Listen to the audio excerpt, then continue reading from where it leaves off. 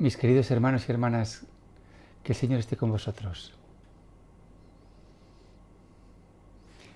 Si os parece bien, vamos a hacer solamente unos segundos de oración para invocar al Espíritu de Jesús.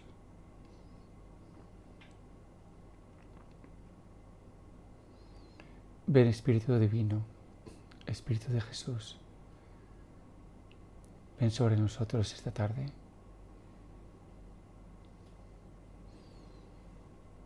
Llénanos de tu amor. Confórtanos, vacíanos y llénanos de ti. Amén.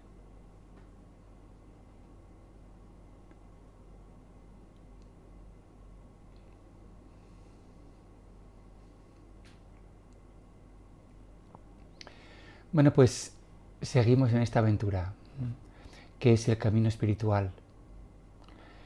Y en las pasadas charlas, pues os hablaba del nivel racional.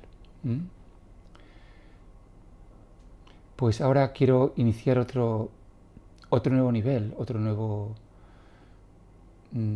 estadio espiritual, que lo voy a llamar el estadio existencial, y que es más profundo que el estadio o que el nivel racional. Y porque es más profundo, es también más espiritual, porque la espiritualidad trata de eso, de profundidad. Y lo mismo que el nivel racional, pues de alguna manera surgía de la crisis del nivel mítico, también el nivel racional tiene que entrar en crisis y surgirá pues este nivel existencial. Hoy voy a centrarme por tanto en la crisis del nivel racional y voy a hablaros de una realidad, una faceta, como queráis llamarlo, que tiene una inmensa importancia a nivel psicológico y también a nivel espiritual. Lo que menos quisiera es que esto se convirtiera en una conferencia o en una clase magistral de psicología, porque lo que realmente deseo es compartir contigo y ofrecerte pues algo que creo que es muy importante en nuestra experiencia y en nuestro camino espiritual, y es la sombra. Hoy quiero hablaros de esto, ¿no? De la sombra y lo que significa y la importancia que tiene para nosotros. Bueno, pues el término tal cual, la sombra, viene de una tradición psicológica que se origina con el gran psicólogo y psiquiatra Carl Jung, que fue un colaborador, por decirlo así, de Freud. O sea que siempre que oímos la palabra sombra, a nivel psicológico siempre pensamos en Jung, en Carl Jung. Y de alguna manera la sombra representa todo lo que está reprimido y todo lo que nosotros consideramos como amenazante, lo que no nos gusta ver. ¿Amenazante para quién? Bueno, pues para la imagen que tengo de mí mismo. Si yo, por ejemplo, pues me considero un sacerdote, un siervo del Señor, una persona entregada al servicio del Señor, pues ¿qué es la sombra? Pues todo aquello que amenaza esa imagen. Pues por ejemplo, si voy a ser amigo del dinero o del sexo, si voy a ser mezquino, odio, rabia, en fin, toda esta serie de cosas pues impide que yo me pueda presentar con confianza ante mí mismo, ante el Señor y ante ti, como un sacerdote digno. Un poco lo que estoy haciendo ahora, ¿no? Que me presento con mi hábito dominicano, blanquito, y con confianza.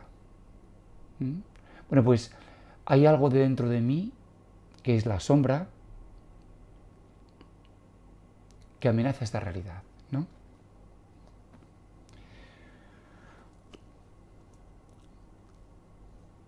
La pregunta que surge ahora es, ¿qué se esconde? ¿Qué se esconde en esta sombra? Bueno, pues depende de cada uno.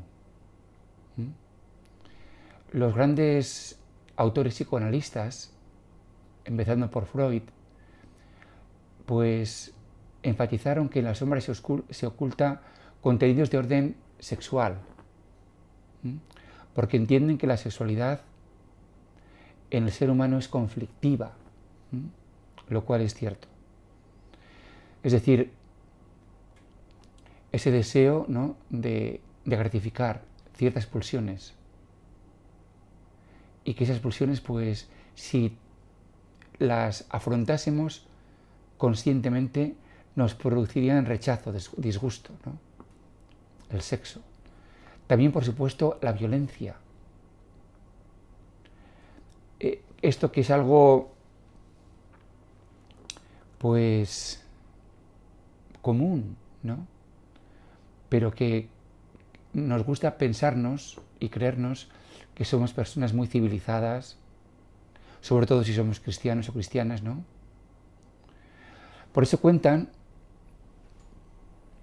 de una anécdota, ¿no?, de un amigo de San Agustín que fue en una ocasión, pues, a los juegos de gladiadores. Imaginaros, algo tan terrible, ¿no? Y él no quería ir porque él era cristiano. Pero al final accedió y dijo, mira, yo voy a ir, pero yo no voy a abrir los ojos. Nada más voy a estar allí un rato, pero no quiero mirar nada porque me parece horrible, me parece repugnante. Dice, bueno, tú ven conmigo y cierra los ojos si quieres. Y así fue. Fue con el amigo y estuvo con los ojos cerrados un rato. Pero al cabo de un rato abrió los ojos y empezó a ver las luchas terribles de estos gladiadores. Y al cabo de otro rato era el que más gritaba de todos. O sea, se había enganchado y estaba disfrutando. Es que este es el tema, ¿no?, del espectáculo. Un espectáculo de violencia, de sangre y de muerte. Bueno, pues se oculta, como digo, pues los monstruos sexuales, agresivos, pero también aquí podemos añadir otros, un largo etcétera, ¿no? Aquello que nos hace sentir mal, que nos avergüenza, que nos humilla, que nos degrada, complejos, miedos, experiencias humillantes. Todo eso, como digo, pues está oculto y no lo queremos ver. Son los monstruos que nos amenazan. Y como algo, por decirlo de alguna manera, lo tenemos como en el cuarto de los trastos, ¿no?, bien cerrado con llave, para que no salga. Dicho esto así, pues parece que no hay ningún problema. Es decir, si yo en mi casa tengo un cuarto para los trastos, ¿no?, y ahí meto pues todo aquello que no me gusta, meto mi agresividad, mi odio, mi rabia, mi miedo, mi humillación, mi impulso sexual, todas estas cosas repugnantes, horribles, asquerosas, y las meto en el cuarto para que nadie las vea, para que yo tampoco las vea. Las cierro con 20 llaves y pongo encima un candado. ¿Cuál es el problema? Yo no las veo, las tengo reprimidas, nadie las ve. Entonces, pues, problema resuelto, ¿no? Bueno, pues este es de alguna manera el gran descubrimiento, ¿no?, de los psicoanalistas, empezando por su jefe, por Freud, que es el primero que se da cuenta, ¿no?, que los contenidos que están reprimidos en el inconsciente no están dormidos, no están ahí quietos, sino que están haciendo la guerra, se están moviendo. y están creando problemas. Es decir, que lo reprimido sale. Que lo reprimido nos va a perturbar de alguna manera. Insisto, este es el gran descubrimiento del psicoanálisis. Por tanto, la técnica o la terapia psicoanalítica consiste justamente en sacar lo que está metido con 20 llaves, ¿no?, en el cuarto de los trastos, sacarlo a la luz, afrontarlo, de alguna manera adecentarlo y asumirlo, y de esa manera, pues muchos de los problemas psicológicos, ansiedad, depresión, trastornos obsesivo-convulsivos, pues según el psicoanálisis se resolverían, ¿no? Porque lo que hacen estos contenidos reprimidos es crear síntomas neuróticos, es decir, síntomas de ansiedad, depresión, creando profundo malestar en la persona, ¿no? O sea que una de las consecuencias, como digo, de la represión es la creación de malestar. Pero otra consecuencia tremendamente importante, que es en la que yo me quiero centrar ahora, ¿no?, es que el contenido que está reprimido, es decir, mi odio, mi rabia, mi miedo, mis monstruos que están reprimidos, mi negatividad, eso yo lo voy a proyectar. Lo voy a proyectar hacia afuera. Hoy, por tanto, quiero hablaros de lo que significa esta proyección. Porque, insisto, es parte esencial del camino espiritual hacer frente a esto, y que el Señor, con su Santo Espíritu, al que hemos invocado, nos libere de algo terrible, como es esto precisamente, ¿no?, la proyección de nuestra negatividad afuera. Y bueno, voy a empezar, para hablar de la proyección de esta negatividad, contándoos una pequeña historia. Y habla de que había una señora que estaba sentada en la carretera que había en el pueblo, y entonces se le acercó pues un señor, un viajero, y le preguntó: oiga, señora, ¿qué tipo de gente vive en este pueblo? Y entonces la señora le dijo: ¿y en su pueblo, en el que usted vivía antes, cómo era la gente allí? Oh, terrible, dijo el viajero, terrible. Engañaban, eran sinvergüenzas, incompetentes, no te podías fiar de ellos.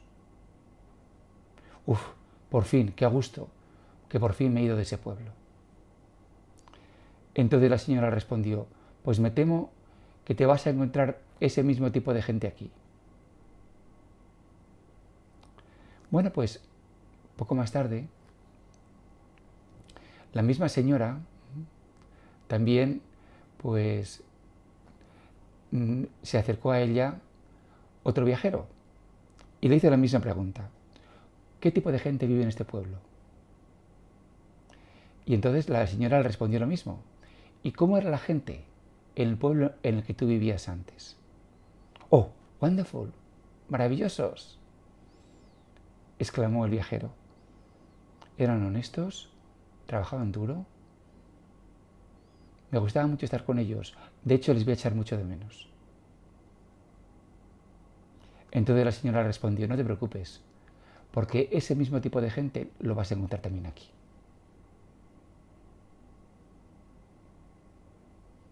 Este es el mecanismo de la proyección.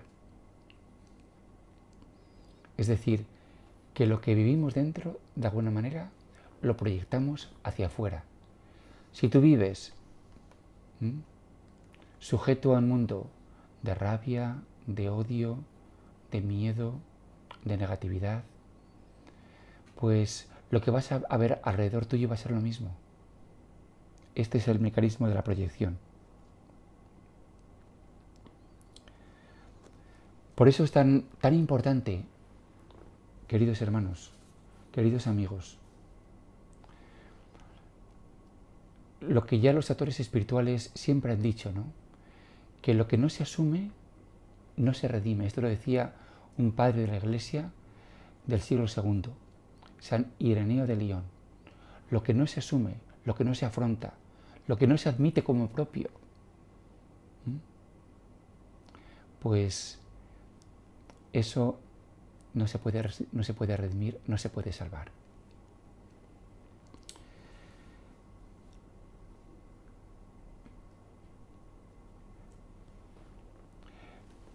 Si recordáis, hablando del nivel mítico, a ese nivel las personas, y todos hemos pasado por él, ¿no? Pues yo recuerdo cuando era niño, y no tan niño, ¿no? Pues el mayor interés que yo tenía cuando era un niño era que me viesen mis padres y mis profesores y los padres del colegio como un niño bueno. Obediente, trabajador, un niño bondadoso, un niño bueno, un niño buenecito. Esa era la imagen que yo quería tener. Entonces, si alguien me acusaba de algo, yo me pondría nervioso. Y de hecho, fijaros, ¿no? Si hay un grupo de niños que está jugando y entonces viene la madre y dice, ¿quién ha hecho esto? Automáticamente todos dicen, yo no he sido, ha sido Pepito o Pepita. Yo no he sido. Y de hecho esto es lo mismo que ocurrió en la historia del pecado original. Cuando el Señor, Yahvé, pues confrontó a Adán y Eva, ¿qué has hecho? Adán, ¿qué has hecho? ¿Has comido del árbol de la fruta del bien y del mal? Entonces automáticamente Adán dice, yo no, la mujer que me diste por compañera fue la que me llevó, que yo no quería, y la mujer, yo no, la serpiente que me engañó. Nos damos cuenta, ¿no? Cómo es el deseo de exculparnos, de que nosotros no tenemos ninguna culpa, de que nosotros todo lo hemos hecho bien, ¿no? Bueno, pues este deseo está muy profundamente metido en nosotros por un miedo terrible. El miedo al castigo, que en la religión pues significa no cualquier castigo, es el castigo eterno, es el infierno, es la inmortalidad pero la mala. Entonces, oye, chico, que no me pillen, y si me pillan, que me pillen confesado, es decir, que después de haberla hecho me he confesado y ya estoy limpito otra vez. Por tanto, como digo, está en todos, ¿no? Este deseo de que somos inocentes. Y eso en nuestra cultura es cada vez más intenso, ¿no? La incapacidad de la gente, pues, de asumir que has hecho algo malo o que tú tengas algún problema. Yo me acuerdo que estando en España hace un par de años, pues aquello me impactó mucho. Cuando Pedro Sánchez, ¿no?, hizo la moción de censura y derrocó al gobierno de Mariano Rajoy, pues puso una serie de ministros. Y entonces uno de ellos, ¿no?, al que puso Sánchez, pues le pillaron que había hecho anteriormente, ¿no?, pues algunas operaciones financieras, ¿no?, o compras, pues que no eran correctas, que eran fraudulentas de alguna manera.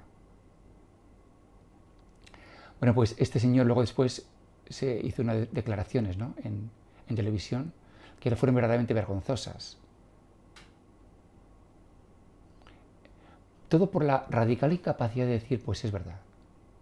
Esto que hice hace algunos años, pues no estoy orgulloso de ello, lo reconozco, lo acepto y bueno, pues procuraré en el futuro no hacer lo mismo.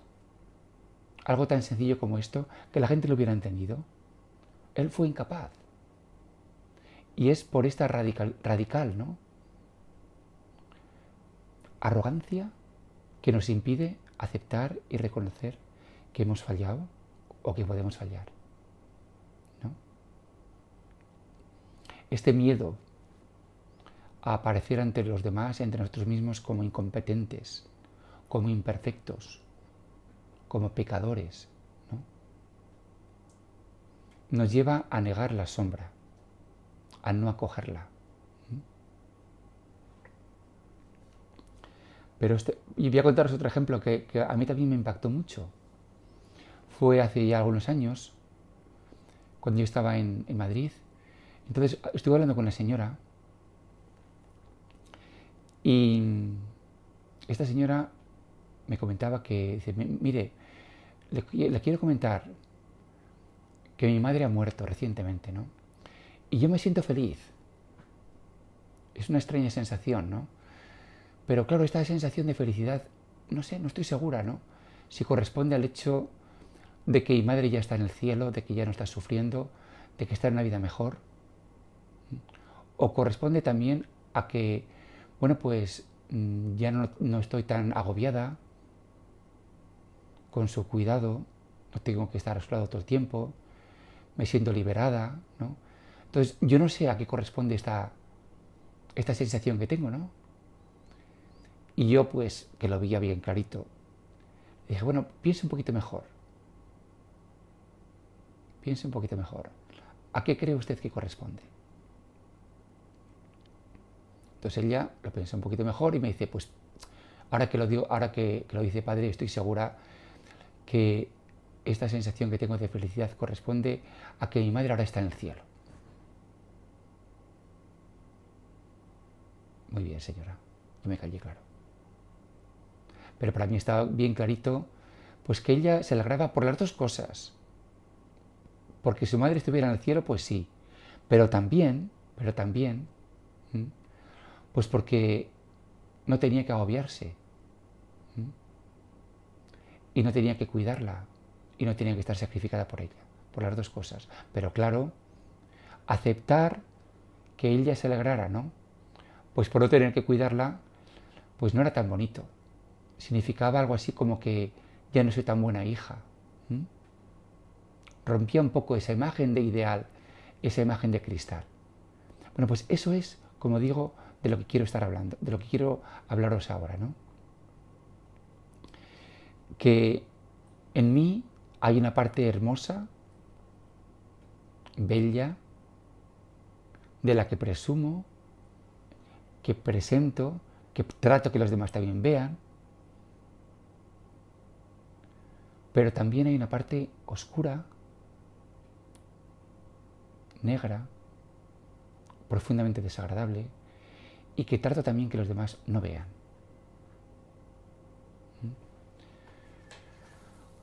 A estas alturas alguno se pensará, bueno, ¿y qué ventajas puede tener, ¿no? ¿Qué ventajas puede tener el que yo me vea feo? El que yo vea mi parte negativa. El que yo tenga que aceptar continuamente, pues eso, pues que no soy una persona santa, pues ya lo sé. Pero ¿qué de ventaja puede tener el que yo tenga siempre presente de mí, delante de mí? Pues tiene inmensas ventajas. Inmensas y maravillosas ventajas.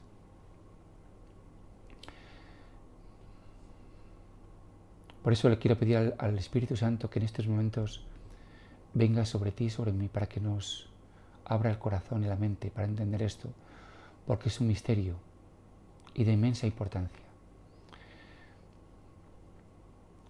Voy a contaros una tonta, no tonta, bueno, sencilla anécdota, ¿no? Y es que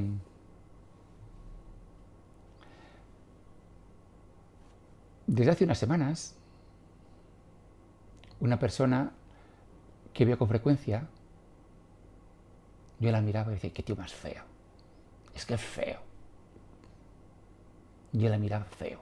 Unas narices horrorosas. La cara. El cuerpo. Feo. Y sentía sentimientos de disgusto. Asco. Feo. Qué tío más feo. Hasta que hace como una semana por ahí, pues eso, el Señor me iluminó. Y me dice, Vicente, este señor ni es feo ni es guapo. Es como es. Pero tú le estás plantificando, estás poniendo en él, estás proyectando tu rabia y tu disgusto. Tú le estás haciendo feo. Retira tu rabia y tu disgusto de él y obsérvalo y déjalo estar. Si no te gusta, pues no lo mires tanto.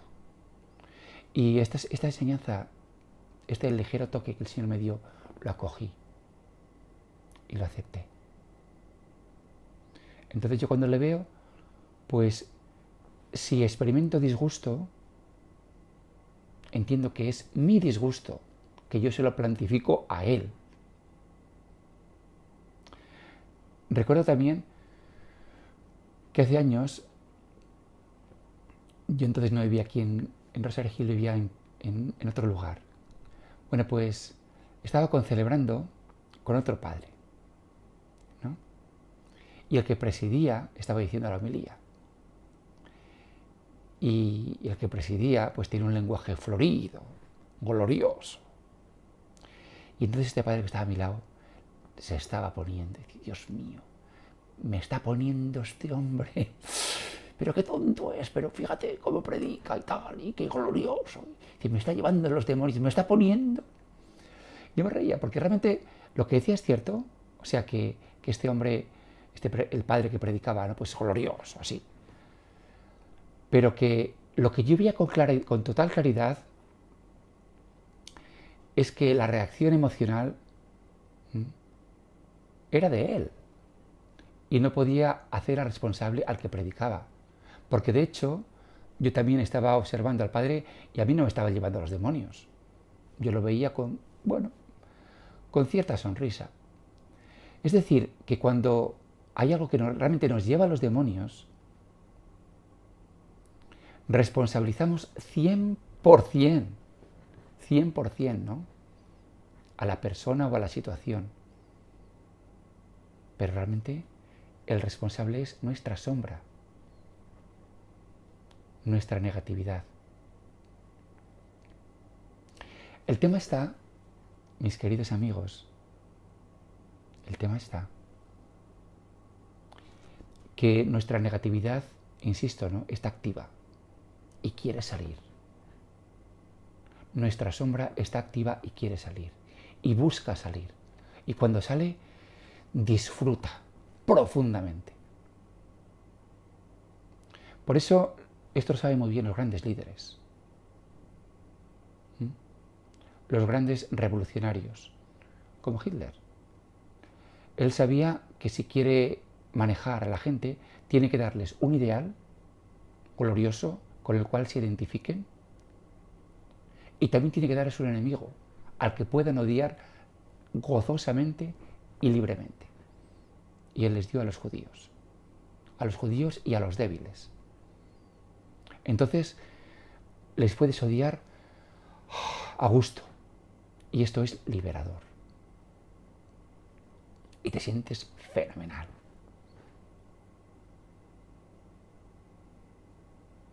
Qué maravilla poder odiar a gusto.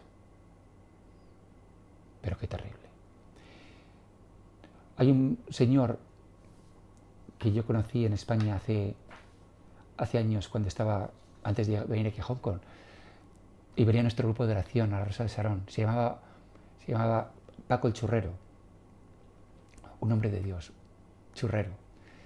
Y él cuentaba esta anécdota que es preciosa. Dice que él estaba en la plaza mayor de Chinchón, de su pueblo,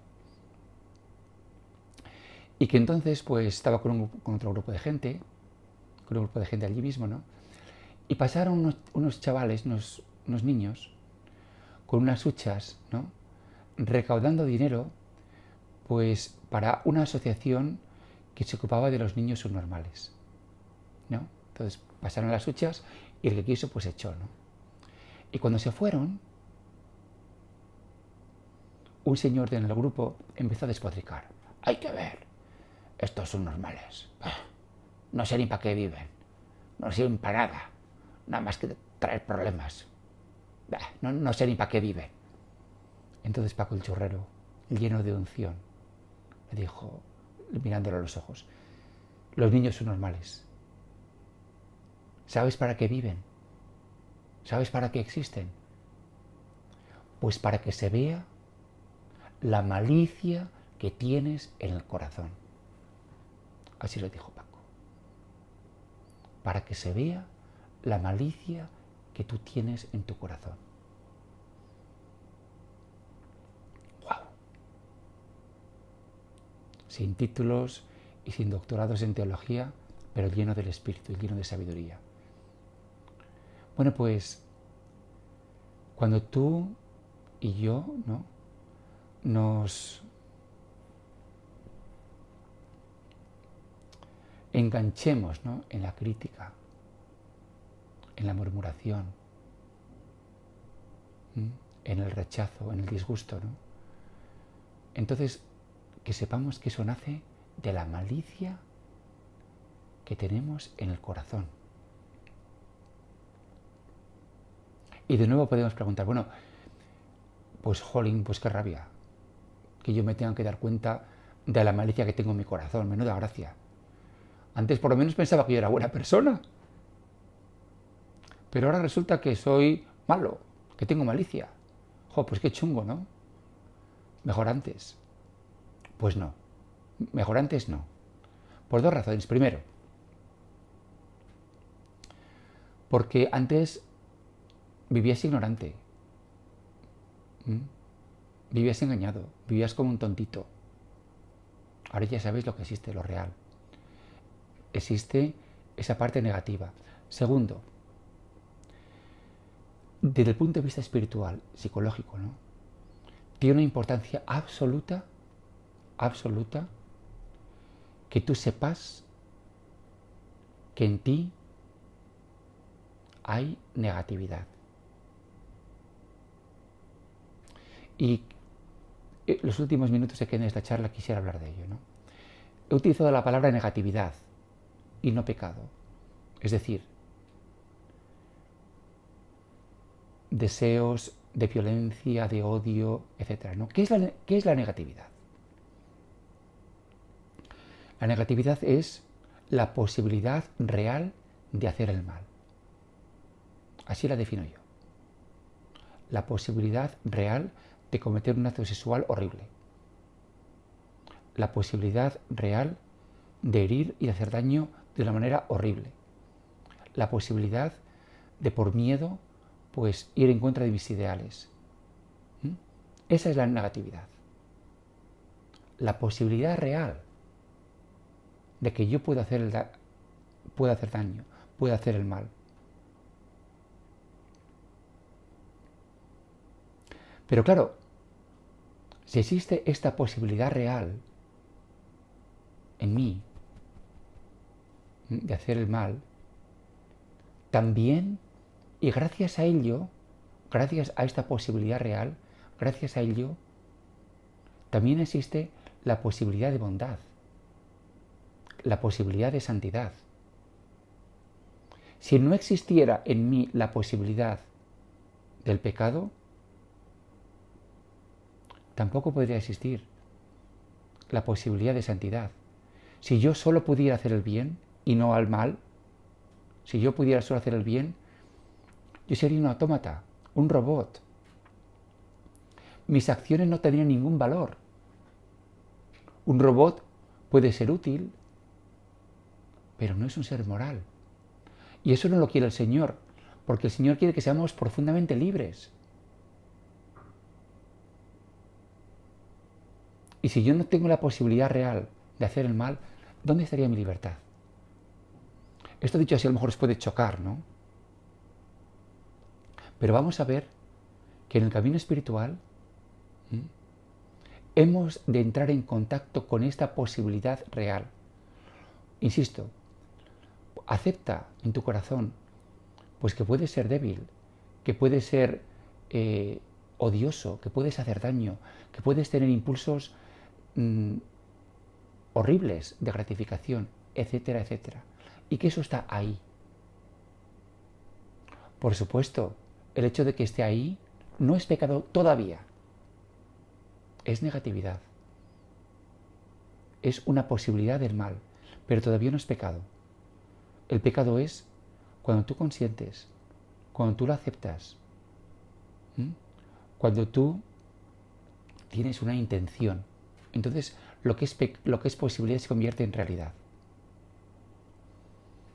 Tampoco te asustes. No es el fin del mundo, ¿no? El gran profeta y rey David dice, porque pecador me concibió mi madre, delante de mí tengo siempre mi pecado. Es decir, es importante tener siempre la conciencia clara de esa negatividad, de esa posibilidad real de hacer el mal. Esto nos hace mucho más lúcidos y nos hace infinitamente más sabios. Hará que proyectemos menos en el otro nuestra negatividad, y porque hay muchísimas razones para, por ejemplo, ahora mismo, ¿no? Tanto en Hong Kong como en España, que vemos, ¿no? Pues que a lo mejor nuestros líderes son incompetentes, eso por decir poco. Esto es una razón para sacar nuestra rabia, nuestra exasperación, disfrutando. Bueno, pues a lo que el Señor nos invita es a parar. Es a parar. A ver la realidad, pero al no utilizar esa realidad como una excusa, ¿no? como una razón para que toda nuestra negatividad, ¿no? pues pueda ser proyectada en esas personas. Son como son. Reza por ellas. Son tus hermanos. ¿No te gustan? Bueno, acéptalo. Reza por ellas. Hay en el ser humano hay dos niveles de comunión muy importantes y no sé cuál es más importante. Uno es la comunión de los santos, del que hablamos muchas veces. Es decir, que todos los miembros del cuerpo de Jesús estamos unidos en el Espíritu. Los que vivimos y los que ya murieron. Es una comunión gozosa que hace que San Juan de la Cruz y yo tengamos mucho que ver, que yo reciba gracia de Él y que le pueda entender y que Él me beneficie. Bueno, pues esta es la comunión de los santos. Pero hay otra comunión no menos importante, y que es la comunión de los pecadores. De esta se habla poco. Pero el Señor, por su Espíritu, nos hace entender que ese pecador que tú desprecias, que yo desprecio, ese abusador o ese asesino, es tu hermano. Y que tú podrías ser como él, si no es por la gracia de Dios. Quiero acabar con una maravillosa anécdota, ¿no? real, de la Madre Teresa de Calcuta. Cuentan que un reportero le preguntó, Madre Teresa, ahora Santa Teresa de Calcuta, estamos muy impresionados por su misión, por su vida, por su testimonio. ¿Cómo es que usted decidió dedicar su vida a cuidar a los pobres más pobres? A lo cual ella respondió, un día me di cuenta de que tenía un Hitler dentro de mí. Y eso me cambió. Y me llevó a dedicarme a los más pobres. Eso es precisamente de lo que yo quiero hablar. La Madre Teresa descubrió su sombra y la acogió. Es decir, en lugar de decir, Hitler, yo, por supuesto que no, yo soy una persona muy buena, yo soy una monja buenísima. Sin embargo, la Madre Teresa acogió que en su corazón había un Hitler. Es increíble y es maravilloso. Comunión de los santos y también comunión de los pecadores. Estamos todos unidos por lazos profundos. Queridos hermanos, que el Señor nos bendiga, que nos ilumine, que nos dé su gracia para entender estos profundos misterios. Amén.